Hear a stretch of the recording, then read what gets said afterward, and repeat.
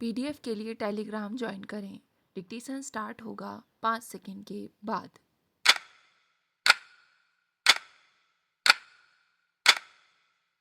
सभापति महोदय, भारतीय समाज प्राचीन आर्यों का ही वर्तमान रूप है। वैदिक काल के साहित्य पर जब हम दृष्टि डालते हैं तो भारतीय नारी को यहाँ खड़ा हुआ पाते हैं, जहाँ संसार के इतिहास में कहीं पर भी नारी को स्थान नहीं मिला। आर्य सभ्यता में नारी को पुरुष की अर्धांगिनी माना गया था। पुरुष नारी के बिना उसी प्रकार व्यर्थ है जिस प्रकार एक व्यक्ति अपना आधा अंग नष्ट हो जाने पर होता है। आर्य सभ्यता में यज्ञ का विशेष महत्व है। यज्ञ में यदि पुरुषों के साथ स्त्री ना बैठें तो यज्ञ पूर्ण नहीं हो सकता। आदिकाल में नारी तो भोग्य वस्तु मानी गई, जबकि भक्ति काव्य में सभी ने उसे माया का साक्षात स्वरूप दिखलाया। और आधुनिक काल की नारी अब हमारे सामने है।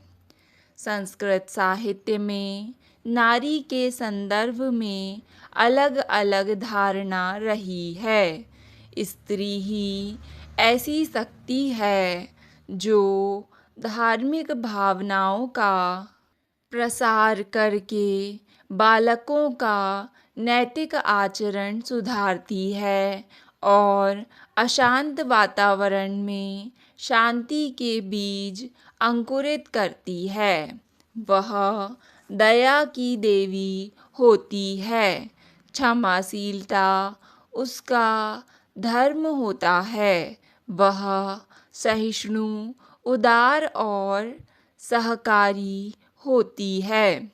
संसार में नैतिकता का उत्थान और पतन स्त्री के कारण ही हुआ करता है।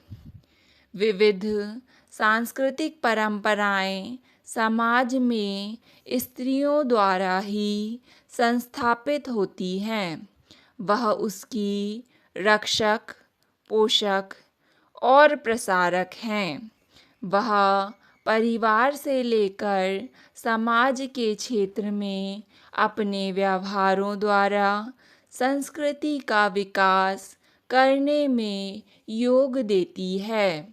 वस्त्र विन्यास, रहन सहन, धार्मिक प्रथाएं, रीति रिवाज, मान्यताएं, मातृभाषा विकास, पारिवारिक शिक्षा द्वारा समाजीकरण के आदर्श प्रस्तुत करके पुरुष वर्ग का वही मार्गदर्शन करती है। इस प्रकार नारी घर की ज्योति है।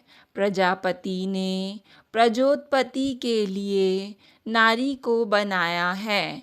नारी ग्रह की साक्षात लक्ष्मी है। नारी को माता के रूप में सर्वमान्य माना गया है, परंतु वही नारी अपने समाज में अनेक सामाजिक समस्याओं से ग्रस्त है। इनमें से दहेज, बाल विवाह, सती प्रथा तथा महिलाओं का उत्पीड़न आदि ऐसी कुछ मुख्य समस्याएं हैं जिनसे महिलाएं आज पीड़ित हैं और इन्हें काफ़ी हद तक सहती रही हैं। वर्तमान समय में दहेज एक ऐसी सामाजिक बुराई है जिसने महिलाओं को हमेशा के लिए अबला और असहाय बना दिया है। दहेज के कारण नारी को भार स्वरूप माना जाता है। भले ही आधुनिक युग में महिलाएं डॉक्टर, वकील आदि महत्वपूर्ण पदों पर हों, फिर भी दहेज ना दिए जाने के कारण उन्हें ससुराल में पीड़ित किया जाता है। इसके अतिरिक्त बाल विवाह हमारे समाज में एक ऐसी गंभीर समस्या है जिसने नारी की बुनियाद को खोखला कर दिया है। इसलिए सरकार ने 18 वर्ष से कम उम्र में लड़की की शादी को कानूनन जुर्म करार दिया है। इसके लिए केवल कानून ही पर्याप्त नहीं, व्यावहारिक जानकारी एवं ज्ञान भी आवश्यक है। संविधान में पुरुष और महिला के समान स्तर के जिस आदर्श की परिकल्पना की गई है वह अभी दूर है। नारियों को नैतिक शोषण से मुक्ति दिलाने की दिशा की अभी शुरुआत भर हुई है। सभापति महोदय, वास्तव में जब तक हमारे धार्मिक, नैतिक, सामाजिक, आर्थिक ढांचे में घुसी सदियों की जंग लड़ी और जड़ता समाप्त नहीं होती और नारियों के संबंध में संस्कारों में मिले हमारे एकांगी दृष्टिकोण में परिवर्तन नहीं होता, तब तक कानून और कभी-कभी उठने वाले नारी मुक्ति आंदोलन स्त्री को वह प्रतिष्ठा नहीं दिला सकते जिसकी वह सचमुच हकदार है। हमारे समाज की परंपराएं और रीति रिवाज महिला मुक्ति में सबसे बड़ी बाधा है। गांवों की नारियां तो कहीं अधिक शोषित और पीड़ित हैं। वहाँ सामाजिक बंधन अधिक कठोर है। जाति व्यवस्था की पक्की गांठें मौजूद रहने तथा गरीबी के कारण कमज़ोर वर्गों की नारियां दोहरे शोषण की शिकार हैं। सरकारी नौकरियों, सार्वजनिक प्रतिष्ठानों, अस्पतालों, स्कूलों आदि में महिलाओं के लिए रोजगार के अवसर बढ़े हैं, परंतु यह ऊंट के मुंह में जीरे के समान है, क्योंकि संविधान में नारियों के लिए रोजगार के समान अवसरों के प्रावधान के बावजूद अब भी अधिसंख्य क्षेत्र ऐसे हैं जो हमारी जड़ मानसिकता और नारी के प्रति विकृत दृष्टिकोण के कारण महिलाओं के लिए बाधाएं बने हुए हैं। हमारे परिवारों में लड़की का लालन पोषण ही इसी ढंग से होता है कि उसमें व्यावसायिक महत्वाकांक्षा नहीं हो पाती और यदि हो भी जाए तो उसे हर स्तर पर दबाया जाता है। गैर सरकारी संस्थाओं में प्रायः नारियों को पुरुषों की अपेक्षा कम मजदूरी दी जाती है। नारी भी आज नारी की शत्रु बन बैठी है। ऐसा ना होता तो बहू का ही स्टोव क्यों फटता, बेटी का क्यों नहीं।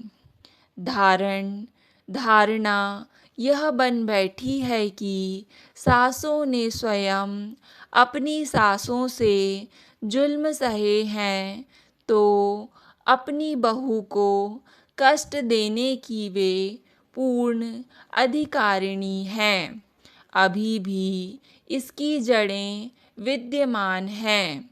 नारी को कभी अपनी इस मानसिकता को तिलांजलि देनी होगी। बेटी के जन्म पर पुरुष को नहीं, नारी को अधिक कोसा जाता है।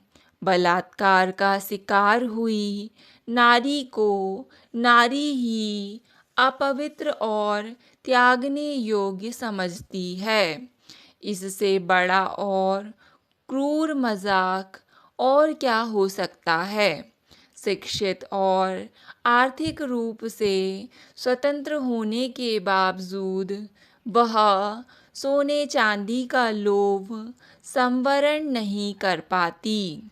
नारीत्व को उसकी इस तरह इस्तेमाल कर पुरुष की कमजोरी का फायदा भी नहीं उठाती है। सजना संवरना नारी का अधिकार है, पर उसके लिए अपनी सीमाओं का उल्लंघन करना तो ज़रूरी नहीं है।